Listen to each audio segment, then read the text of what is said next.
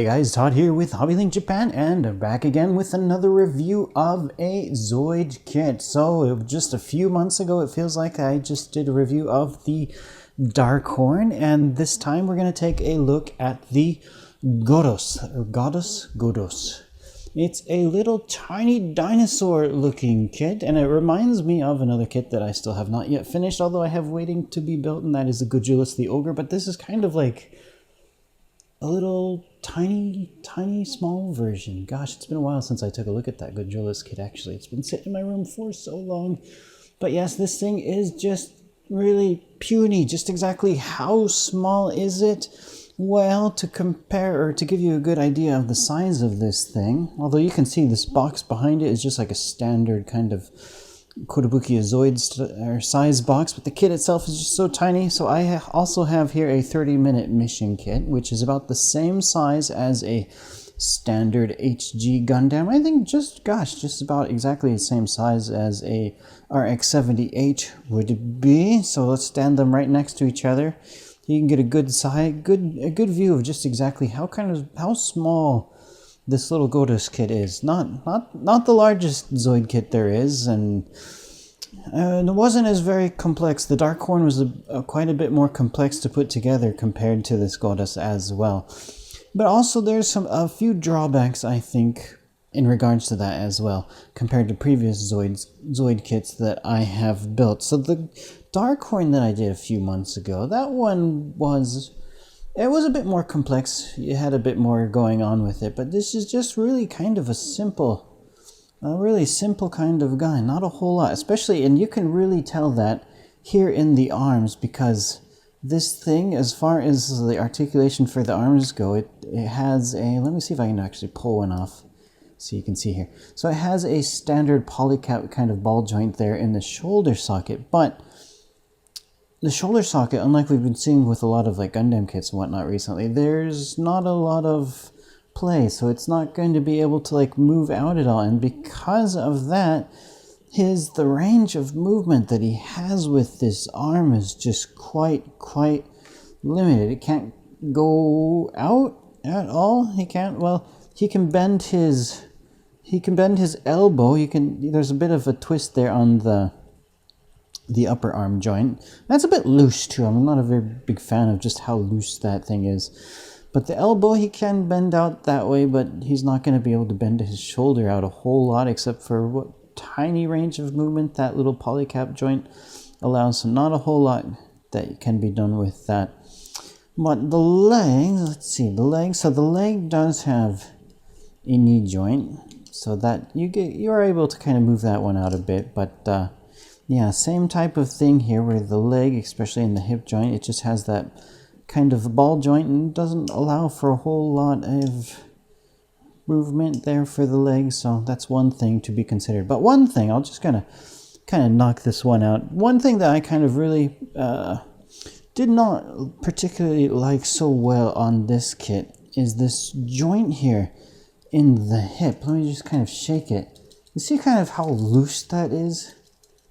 It's just, this hip joint is really kind of loose. Let me pull this off so you can get a better look at that. So all that's holding it on here in this hip is just another one of those kind of polycap joints, and just when this hip is, or when it's plugged in here in the waist, it just kind of sits loosely. It doesn't really feel like secure in there, so it just kind of gives it this loose kind of wobble feel. So I wasn't a big fan about that wobbling waist joint, but I mean, for the most part, you're probably not going to be shaking your kits around too much. You're not going to be jostling it around. So when it's standing, when it's just standing on your shelf, you're not going to really be able to notice that. But also because those joints, you can't really move like the arm and the hip joints out. You're just kind of really limited to the amount of the range of movement and poses that you'll be able to do for this guy. Now, I thought it was kind of funny. They do kind of show one. I won't try to mimic it here, but we'll show you on the back of this manual here. Front view, I thought this kind of pose was funny. It's like, hey, he can balance up on one foot. Yeah, I like how he's got the arm kind of posed off. He's just like, yeah, okay, that's a quite the interesting pose. Let's just take a look at some of these other pictures here. Now, of course, just looking at this kit here that I have built with the manual, they do have this one a bit more painted up, so you have like yellow accents and whatnot, but that is not represented in this kit at all. So if you do want to have those yellow accents, you will need to go ahead and paint it. So they kind of show it off, they show off the cockpit. And yes, there is a pilot figure that they give you. They show it nicely painted in shiny gold. And it does come molded in a kind of goldish plastic, not as shiny as is shown in this image, however. Now, speaking of the cockpit, I'll show that as well, because they do give you an option, at least, for the cockpit. You can kind of see it up here in this image. And they also have the weapon command vehicle. So that is kind of a snazzy little option that they give you with this kit as well, as this weapon command vehicle. So you can just have this displayed as it is, because this is a command vehicle. It's got the cockpit attached to it. And it's got like a cool little satellite dish. And of course it does have a gun handle, because this is also, let me pull off these parts here. So yeah, this is going to be his regular gun too. So you can equip this onto his hand if you want to have him holding the gun. So it has this joint here. And if you would really like to do so, you can pull off this gun that I have here attached to his hip at the moment, and you should be able to plug this one on, or maybe I'm thinking of something else here. This should be able to plug onto his hip. So if you want to have this gun equipped to his hip as well, you should be able to do that. Now, they did show that in the manual at one point, but it could have been a different connector from there. It might have been here on the back, actually. So yeah, he has two guns here on the back on his shoulder as well, and these two guns on the shoulder are, whoopsie, they are on kind of jointed pieces here. This is a Kotobuki kit, so the more you play with it, the more pieces are going to fall off at some point. So yeah, you can pose those guns up on the shoulder, firing over the shoulder, so that's kind of cool. I always like the Zoid kits because they just kind of have all those little tiny little details and just guns everywhere. So he's got guns on his tail here. He's also got three kind of foot or tail leg rests, so that way when it's standing, the tail doesn't actually hit the ground. It's got its own kind of support there, so that's kind of cool. So yeah, he's got guns there. Now these kind of fins on the back of the tail, these actually are jointed as well, so you can rotate those or pose those as you want. Now the tail itself also has some kind of articulation to it, so you can pose it a little bit, but I found these joints are just kind of a bit loose. I mean, it can hold probably if you really wanted to try, but I'm not sure exactly how much you'd really want to play around with this thing, to be quite honest, but there is a bit of range of movement that you can do with his tail. All right, so also speaking of that cockpit, which I just pulled off of that weapon, so right now the cockpit that he has equipped is called the standard type, but it also includes I believe it's called the heavy armor type. So this one's kind of cool as well. It's got these two pipes running along the side, and of course the cockpit can be opened, and there's a seat for his pilot. So if you would not like to use the standard type of helmet, whoops, I'm gonna just pull that off. You can pop this one off, just a simple ball joint on the helmet there. And whoopsie daisy. So now I have, because I had it equipped on this gun earlier, it has a little polycap kind of ball joint on the inside. Since I have that on the inside at the moment, I'm not able to plug it into this one because this one has a ball on its own, not the ball joint. So I'm going to have to grab a tool or something to be able to pull that one out and be able to equip it. So I actually might end up just skipping to show that one at the moment. Also, he's got, now this other part that was on that weapon command vehicle, this can be equipped on his back like a backpack. And I believe to do that, we should be able to pop off this little round looking satellite dish that was equipped on his back at the moment. And he should be able to, these two guns are kind of in the way at the moment, so I'm just going to pop these off so I can be able to plug in the backpack.